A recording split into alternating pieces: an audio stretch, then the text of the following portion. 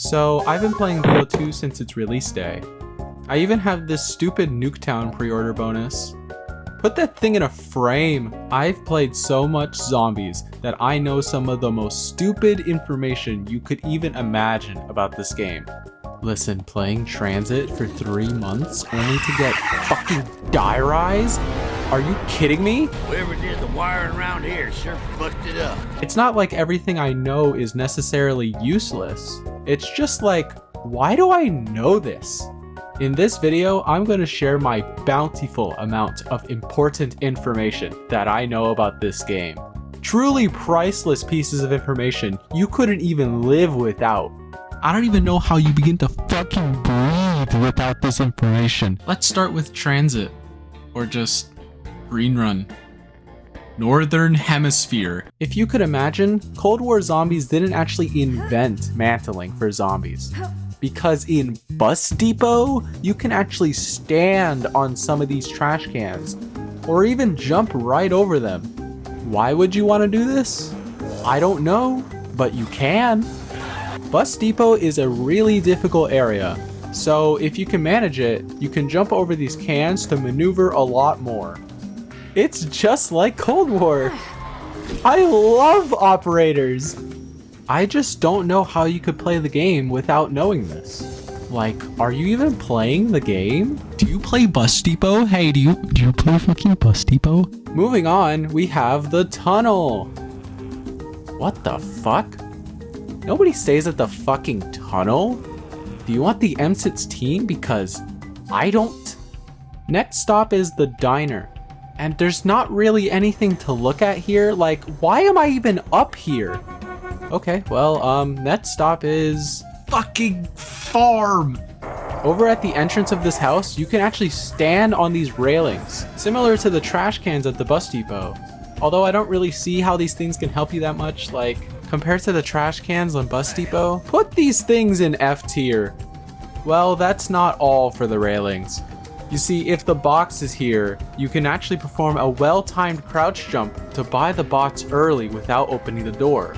Do a little glitch, do a little sneaky glitch. You could use this for grief mode. Everybody plays grief mode. Or, you know, you could just buy the door. Next stop is the power station. And the most interesting thing here is that you'll go fucking blind, Jesus Christ.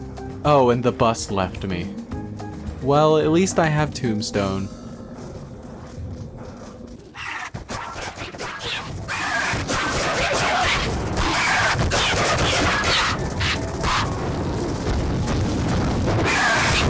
Well, finally for Green Run Northern Hemisphere Transit, we have Town.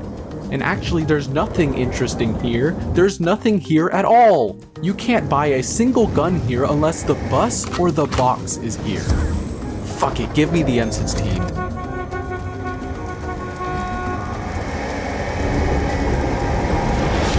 There's a few things I'll need to cover here in Nuketown. Some context first for the next interesting fact. Nuketown has the unique feature of all the perks falling from the sky, so you could potentially not have Jug until past round 20. Isn't that great? I love Nuketown. All of the perks are able to fall on these weird mystery box block looking things. Now, if you pay attention to any zombies game ever, when you bump into a perk machine, you'll hear this faint little ambient perk rattling. But hold on, this is about Nuketown. When you bump into any of the blocks on the map, you can potentially figure out if a perk is going to fall there if you can hear the rattling of the perk bottles, despite the machine not even being there. You can use this to figure out where all of the perk machines are going to fall on the map. If you're some psychopath, I'm playing Nuketown, I might as well be one. All the perk machines are right here, here, here, and here. Something else on Nuketown is the return of mantling. If you go into the back of the yellow house, you can stand on this grill.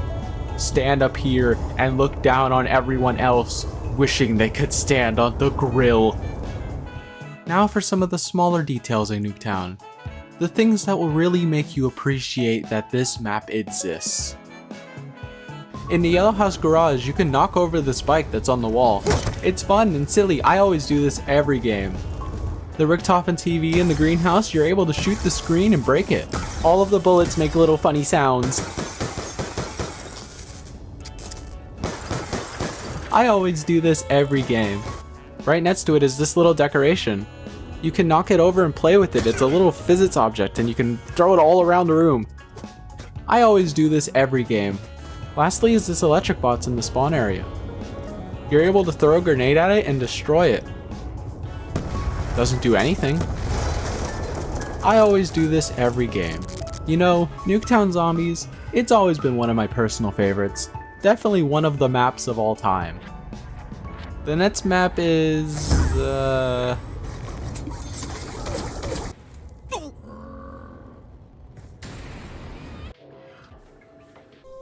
next map is Mob of the Dead. Look at this. Locations marked on a map of the fucking prison. If you go down to the showers area, you're able to crawl underneath some of these body bags.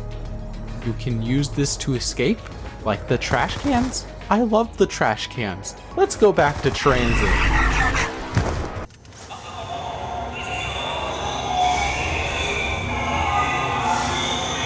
Something I've always found interesting is in Afterlife. You're able to jump much higher, and Treyarch removed a lot of collision for when you're in Afterlife mode, which means you're able to stand on a lot of things you wouldn't normally be able to. So I went around the map and tried to stand on everything in Afterlife mode.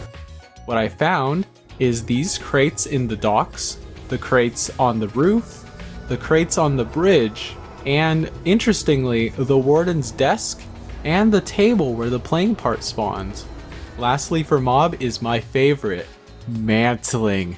Something in the cell block you can mantle. Right here on the cell block, you can mantle this ledge. You can mantle in Ghost, you can mantle in Real. Cold War is outdated. I have proof right here on Black Ops 2. Now for Buried.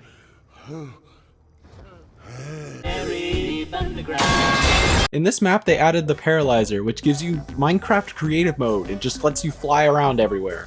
And to really sell Minecraft Creative Mode on this map, they let you just fly over anything. And as a result, you can stand on a couple things too, which are these two small tables in the courthouse and one of the tables in the saloon. None of the other ones though. Specifically that one. Every time I stand up here, I think of that one scene in the Barry trailer where you could stand up here and fight off against the zombies. You can't fucking do that here. And something completely random, you could just walk up this ledge here by Pack-a-Punch. I don't know what to say about it. Holy fuck. Despite what I said earlier, you don't have creative mode everywhere. When you're in the witch's house, they actually don't let you fly. They put you back in survival mode and they put you against these witches and they're scary. I don't want to be here. Oh, and one more thing. If you give Leroy the booze and then you just stand in front of him, he'll do this funny Easter egg.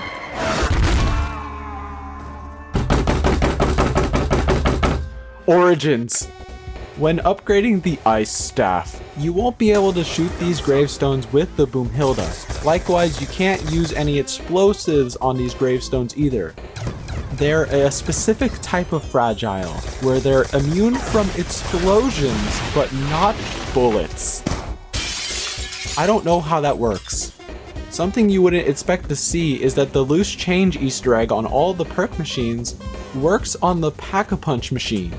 Specifically Origins on BO2. This doesn't work on BO3. The BO2 version of this map is clearly better. Like, I don't want to be gobbling on gums. I don't want to be gobbling on balls. If you've already built the lightning staff in your game, you're most likely never going to use the tank again. It's going to sit there and it's going to rot away at the church basement for the rest of the game. Nobody's ever going to touch it again. But if you actually decide to get on the tank and ride it again and do the jump spots again, you'll find power-ups there waiting for you.